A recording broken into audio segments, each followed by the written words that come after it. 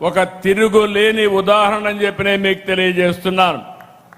ఇప్పుడే మినిస్టర్ గారు చెప్పారు, ఐటీ మినిస్టర్ గారు చెప్పారు, ముందు వీళ్ళందరూ పోయి కలిశారు. కలిసిన తర్వాత ఒకసారి మినిస్టర్ గారు నాకు ఫోన్ చేస్తే నేను కూడా రిక్వెస్ట్ చేశా, పర్సనల్ కలిసి చెప్పాను. ఈ ప్రాజెక్టు స్పీడ్ మీరు చూస్తే ఈ ఏడాది 9వ తేదీన ఆమ్కా ప్రాజెక్టుపై రక్షణ శాఖలో చర్చలు మొదలైనాయి. 20వ తేదీన ప్రపోజల్స్ అడిగారు. 24వ తేదీన ప్రతిపాదనలు పంపించాం.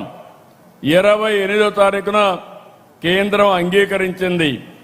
29న అధికారులు ఇక్కడికి వచ్చి స్థలాన్ని పరిశీలించారు. 30వ తారీఖున కేబినెట్ లో పెట్టి శాంక్షన్ చేశాం. ఈ రోజు దీనికి ఫౌండేషన్ వేశాం. ఈ ప్రాజెక్టుకు పూర్తిగా సహకరించిన మిమ్మల్ని అందరినీ అభినందిస్తున్నా. ఇటీవల రాయల్ ఎన్ఫీల్డ్ మన రాయలసీమకు వస్తా ఉంది. అదే జెట్ స్పీడ్ తో ఫైటర్ జెట్ ఈ ప్రాంతానికి వచ్చిందని మరొక్కసారి మీ అందరికి విజ్ఞప్తి చేస్తున్నా. ఇది ప్రారంభం మాత్రం. ఇక్కడి నుంచి రాబోయే రోజుల్లో ఏరోస్పేస్ సిటీకి దారి తీస్తుంది. నాకు ఏమాత్రం కూడా అనుమానం లేదు. ఈరోజు మరికొన్ని డిఫెన్స్ అనుబంధ సంస్థలకి డ్రోన్ సిటీకి కూడా భూమి పూజ చేసుకున్నాం. మడకసిరలో భారత్ ఫోర్జ్, HFCL, దోనకొండలో BDL సంస్థలు 2,959 కోట్ల పెట్టుబడి పెడుతున్నాయి. దీనివల్ల 4-5 వేల మందికి ఉద్యోగాలు వచ్చే అవకాశం ఉంది. కర్నూలు జిల్లాలో డ్రోన్ సిటీ ద్వారా భారతదేశంలోని ఆధునిక డ్రోన్ ఎకోసిస్టానికి శ్రీకారం చుట్టాం.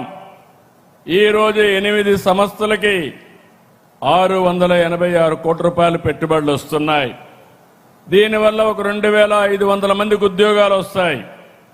మనందరం గుర్తుపెట్టుకోవాలి, ఇటీవల కాలంలో ప్రపంచంలో యుద్ధాలు చూస్తే పెద్ద దేశాలతో సమర్థవంతంగా డ్రోన్ టెక్నాలజీతో ఫేస్ చేసే పరిస్థితికి వస్తున్నారు. భవిష్యత్తులో యుద్ధ రంగంలో ప్రజల రోజువారీ కార్యక్రమాల్లో డ్రోన్స్ చాలా కీలకంగా తయారవుతాయి. ఇప్పటికే మీరు వ్యవసాయం దగ్గర నుంచి అన్ని రంగాల్లో ఈ డ్రోన్స్ యొక్క ప్రభావం పెరిగింది. అందుకే దేశంలో మొట్టమొదటిసారిగా ఓర్వకల్లులో డ్రోన్ సిటీ ఏర్పాటు చేసిన ఏకైక ప్రభుత్వం NDA ప్రభుత్వం. ఈరోజు మీరు ఒక్కసారి చూస్తే శ్రీహరికోట నుంచి అంతరిక్ష శక్తి, నాగాయ లంక నుంచి క్షిపణ శక్తి, విశాఖ నుంచి నౌకాదళ శక్తి, పుట్టపర్తి నుంచి వైమానిక రక్షణ శక్తితో దేశానికి ఏపీ రక్షణ కవచంగా నిలబడుతుంది. అది మన రాష్ట్రం కేంద్రానికి ఇచ్చే సహకారం. ఇప్పుడు ఒకసారి చూస్తే అనంతపూర్ జిల్లా నేను 5 డికేడ్లుగా చూస్తున్నాను, 50 సంవత్సరాలుగా చూస్తున్నాను. ఒకప్పుడు రాయలసీమ అంటే రతనాల సీమ. శ్రీకృష్ణదేవరాయల కాలంలో వీధుల్లో వజ్రాలు రత్నాలు రాసులుగా పోసి అమ్మే వారిని చరిత్ర చెబుతుంది. ఇది మన ప్రైడ్. అలాంటి రాయలసీమలో అనంతపురం జిల్లాలో ఒక దశలో ఎడారిగా మారిపోయింది. ఈ ప్రాంతంలో నేను కష్టాలు చూశాను. ఒకసారి కరువు వస్తే నీళ్లు లేకపోతే, పశువులను కూడా మేపలేకపోతే ఇక్కడ పశువుల కోసం క్యాంపులు పెట్టి ఆ రోజు ఆ గడ్డి కూడా ఎక్కడి నుంచో తీసుకొచ్చాం. పంటలు పండకపోతే, నీళ్లు లేకపోతే కనీసం ఒక్కసారి ఇన్పుట్ సబ్సిడీ ఇమ్మంటే నేను ఆ రోజు ఇన్పుట్ సబ్సిడీ శ్రీకారం చుట్టాను. ఇంకో పక్క మీరు చూస్తే నేను ఎప్పుడు హెలికాప్టర్లో ఈ ప్రాంతానికి వచ్చినా ఎక్కడ కూడా చెరువుల్లో నీళ్లే ఉండేటివి కాదు, చెట్లు కూడా లేవు. అలాంటి రాయలసీమని పూర్తిగా మార్చిన ఘనత ఆ రోజు ఎన్టీఆర్ది, ఈరోజు తెలుగుదేశం పార్టీ ఎన్డీఏది. ఆ రోజు ఎన్టీఆర్ ఒకటే ఆలోచించారు, ఈ సీమకు నీళ్లు తేవాలి, జీవితాలు మార్చాలని ఆలోచించిన వ్యక్తి. కృష్ణా జలాలని రాయలసీమకు తరలించాలని హంద్రీ నీవా, తెలుగు గంగా, గాలేరు నగిరి సహా అనేక ప్రాజెక్టులు శ్రీకారం చుట్టారు.